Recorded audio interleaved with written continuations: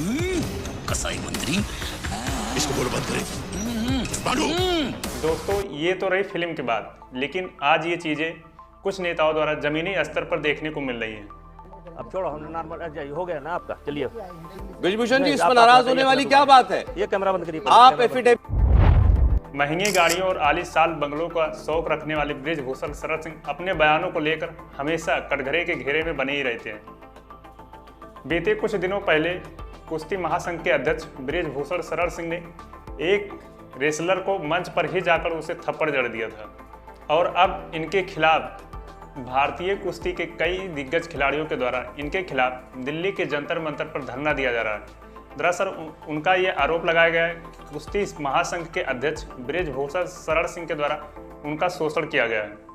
तो चलिए इस वीडियो के माध्यम से हम जानने का प्रयास करते हैं कि ब्रिजभूषण शरण सिंह कौन है, उन पर क्या आरोप लगाए गए हैं और किस सवाल को लेकर वो इंटरव्यू छोड़कर भाग गए थे। रेसलिंग फेडरेशन के अध्यक्ष ब्रिजभूषण शरण सिंह पर 2 एफआईआर दर्ज हो चुकी हैं और आज हमने शरण सिंह का पुराना नाता रहा है। रेसलिंग फेडरेशन ऑफ इंडिया के चीफ ब्रिजभूषण शरण सिंह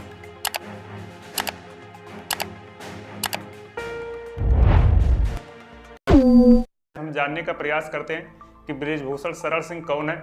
यूपी के गोंडा में रहने वाले ब्रिजभूषण शरण सिंह कैसरगंज के निर्वाचन क्षेत्र से बीजेपी पार्टी से सांसद हैं। ये अपने छात्र जीवन से ही राजनीतिक तौर पर बहुत सक्रिय रहे। इन्होंने अपनी युवा जीवन अयोध्या के पहलवान अखाड़े में गुजारा है और ये पहलवान के तौर पर अपने आप को बहुत शक्तिशाली कहते हैं। कॉलेज के दौरान ये छात्र संघ के अध्यक्ष चुने गए और वहीं से इन्होंने अपनी सक्रिय राजनीतिक जीवन की शुरुआत की। वर्ष 1988 में इन्होंने बीजेपी पार्टी को ज्वाइन किया, जिसके बाद 1991 में ये लोकसभा चुनाव के तौर पर चुनाव लड़े और जिसमें इन्होंने पहली बार में ही रिकॉर्ड मतों से जीत हासिल की। कहा जाता है कि 1999 से लेकर आज तक ये कोई भी चुनाव नहीं हारे हैं। हालांकि इस बीच इन्होंने पार्टी भी बदली। 2009 में ये सपा की तरफ से चुनाव लड़े और उसमें भी इन्होंने जीत हासिल की। पार्टी में कुछ मतभेद होने के कारण फिर 2014 लोकसभा चुनाव के पहले ये फिर से बीजेपी में ज्वाइन हो गए। बीजेपी को ज्वाइन करने के बाद इन्होंने भी वही किया जो हर एक नेता करते हैं। दरअसल नेता जिस पार्टी में रहते हैं उस पार्टी की कमियां उनको तब तक नहीं दिखती जब तक वो उस पार्टी में रहते हैं। उस पार्टी से निकलने के तुरंत बाद ही उस पार्टी की 1000 कमियां नज़र आने लगती हैं। जब ये सपा में थे तब इनको सपा की कोई कमियां नहीं दिखी, लेकिन सपा छोड़कर जब इन्होंने बीजेपी ज्वाइन किया तब सपा पर इन्होंने एक एलिगेशन लगाया। बीबीसी के एक आर्टिकल लेख में लिखा है कि ब्रिजभूषण शरण सिंह जब बीजेपी ज्वाइन किए तो सपा पे इन्होंने एक एलिगेशन लगाया। एलिगेशन लगाते हुए इन्होंने कहा कि सपा को यदि आप वोट देते हैं तो उससे पाकिस्तान खुश होता है। ब्रिजभूषण शरण सिंह बीजेपी पार्टी के एक दबंग नेता माने जाते हैं और ये अपने बयानों को लेकर हमेशा सुर्खियों में बने ही रहते हैं। ब्रिजभूषण शरण सिंह को भारतीय कुश्ती महासंघ का 2011 में अध्यक्ष चुना गया। यहाँ पर एक बात नोटिस करने वाली ये है कि ब्रिजभूषण शरण सिंह ने अपनी युवा लाइफ अयोध्या के अखाड़े पहलवान अखाड़े में बिताया था, लेकिन उन्होंने कोई भी एक ऐसा मेडल नहीं, कुश्ती की पहलवानी की तरफ से कोई भी एक ऐसा मेडल नहीं लाया। उसके बावजूद भी इनको कुश्ती महासंघ का अध्यक्ष चुना गया। अब बात करते हैं कि वर्तमान में भारतीय कुश्ती के कई दिग्गज खिलाड़ियों के द्वारा इन पर क्या आरोप लगाए गए हैं, जिसकी वजह से आज फिर ये एक बार सुर्खियों में बने हुए हैं। दरअसल भारतीय कुश्ती के कई दिग्गज पहलवानों के द्वारा इन पर यह आरोप लगाया गया है कि भारतीय कुश्ती महासंघ के अध्यक्ष ब्रिजभूषण शरण सिंह के द्वारा उनका शोषण किया गया है। एशियन गेम्स और राष्ट्रमंडल खेलों में भारत को कई राष्ट्रीय पदक दिलाने वाली महिला खिलाड़ी विनेश फोगाट और साक्षी मलिक के द्वारा उन पर कुश्ती महासंघ के अध्यक्ष ब्रिजभूषण शरण सिंह पर यौन शोषण का आरोप लगाया है। विनेश फोगाट का कहना है कि कुश्ती महासंघ के अध्यक्ष ब्रिजभूषण शरण सिंह ने कई लड़कियों का यौन उत्पीड़न किया है। उन्होंने यह भी कहा कि ये हमारे निजी जीवन में दखल देते हैं और जब हम लोग ओलंपिक खेलने जाते हैं तो हमारे साथ कोई भी फिजियो नहीं होता है और ना ही कोई कोच होता है। फिजियो का मतलब जब भी कोई खिलाड़ी मैदान में जाता है, अगर उसे चोट वोट लग जाती है तो उस समय जो मौजूदा तत्कालीन डॉक्टर होते हैं वो इनके साथ में नहीं दिए जाते थे। अब यहाँ पर आप लोग को बता दें कि बीते कुछ दिनों पहले ही ब्रिजभूषण शरण सिंह चर्चा में बने हुए थे।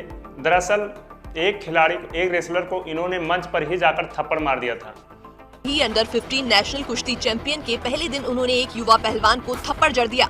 दरअसल बताया जा रहा है कि उस समय वो चैंपियनशिप 15 वर्ष से कम खिलाड़ियों के लिए की गई थी।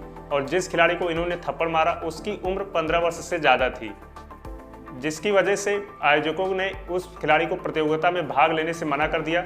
फिर वो शिकायत लेकर मंच पर पहुंचा, जिससे बृजभूषण शरण सिंह के और उस खिलाड़ी के बीच में बहस भी हुई, जिसके चलते बृजभूषण शरण सिंह ने उस खिलाड़ी को थप्पड़ भी मार दिया। खबरों के मुताबिक यूपी का रहने वाला युवा पहलवान इस चैंपियनशिप में खेलना चाहता था, लेकिन उसकी उम्र 15 साल से ज्यादा होने के कारण तकनीकी पदाधिकारियों ने उसे टूर्नामेंट के लिए डिस्क्वालीफाई कर दिया था। बृजभूषण शरण सिंह पे लगे आरोपों के बदले उनसे जब अपने बारे में सफाई मांगी गई तो उनका यही कहना है कि मुझ पे ये सारे आरोप झूठे हैं, ये सारे आरोप गलत लगाएंगे। अगर ये सारे आरोप साबित होते तो मैं फांसी पे चढ़ने के लिए तैयार हूँ। जब खिलाड़ियों द्वारा उनके पद से इस्तीफे की मांग की गई तो उन्होंने अपने बयान में कहा कि पीएम मोदी द्वारा, अमित शाह द्वारा अगर हमें इस्तीफे के लिए कहा जाए तो मैं तुरंत इस्तीफे देने के लिए तैयार हूँ। एक इंटरव्यू में बृजभूषण शरण सिंह अपनी सफाई देते हुए इंटरव्यू को बीच में ही छोड़कर भाग गए।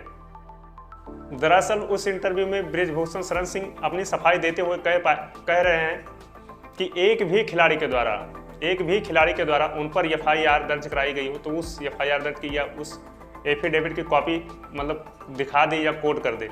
जब उस न्यूज रिपोर्टर के द्वारा उस एफिडेविट को पढ़ना चालू किया, जिसमें 7 खिलाड़ियों के द्वारा उन पर एफआईआर दर्ज कराया गया था, जिसमें एक माइनर भी है, जिसके तहत आप पर एफआईआर हो गई। अब तो एक माइनर बच्ची भी है उसमें, एक माइनर पहलवान, पॉक्सो एक्ट लगा है आपके ऊपर। अब क्या कहेंगे? शरण सिंह गुस्सा हो गए और इंटरव्यू छोड़कर भाग गए। झूठ नहीं बोलते। ठीक है, तो आप कहिए कि वो झूठ बोल रही है। ये कहने से मैं कहां रोक रहा हूं आपको? बृजभूषण जी, इससे क्या फायदा है? अब छोड़ो, हो गया ना आपका, चलिए। बृजभूषण जी, इस पर नाराज होने वाली क्या बात है? ये कैमरा बंद करिए। आप एफिडेविट आप कोट करें तो ठीक है, हम एफिडेविट कोट कर रहे हैं तो क्या दिक्कत है इसमें? बृजभूषण जी, बृजभूषण जी किस बात पर पढ़ रहे हैं आप? दरअसल ये मामला खिलाड़ियों के द्वारा 3 महीने पहले ही उठाई गई थी, लेकिन उस समय खिलाड़ियों की कोई सुनवाई नहीं हुई थी। लेकिन उसके बावजूद भी खिलाड़ियों ने अपना हौसला नहीं छोड़ा और दिल्ली के जंतर मंतर पर वो धरने पर बैठ गए, जिसके बाद सुप्रीम कोर्ट के हस्तक्षेप के बाद दिल्ली पुलिस ने बृजभूषण शरण सिंह पे एफआईआर दर्ज किया। बृजभूषण शरण सिंह पे 7 खिलाड़ियों के द्वारा एफआईआर दर्ज कराया गया, जिसमें कई दिग्गज खिलाड़ी जैसे विनेश फोगाट और साक्षी मलिक और बजरंग पुनिया जैसे खिलाड़ी भी शामिल हैं। इन सब में एक माइनर खिलाड़ी के द्वारा भी एफआईआर दर्ज कराया गया, जिसके तहत बृजभूषण शरण सिंह पे पास्को एक्ट लगा दिया गया है। पास्को एक्ट के तहत उन पर एफआईआर दर्ज कर लिया गया है। लोग सामने आ गए हैं। माइनर के मामले में पॉक्सो चार्ज लगा है, यानी कि एक नाबालिग लड़की के साथ दुराचार हुआ है। दोस्तों, इस कंट्रोवर्सी के बारे में आपका क्या विचार है? अपने विचार कमेंट सेक्शन में कमेंट जरूर कीजिए और हमारे चैनल को अभी तक सब्सक्राइब नहीं किया तो हमारे चैनल उज्ज्वल देसाई को सब्सक्राइब, लाइक, शेयर जरूर कीजिए।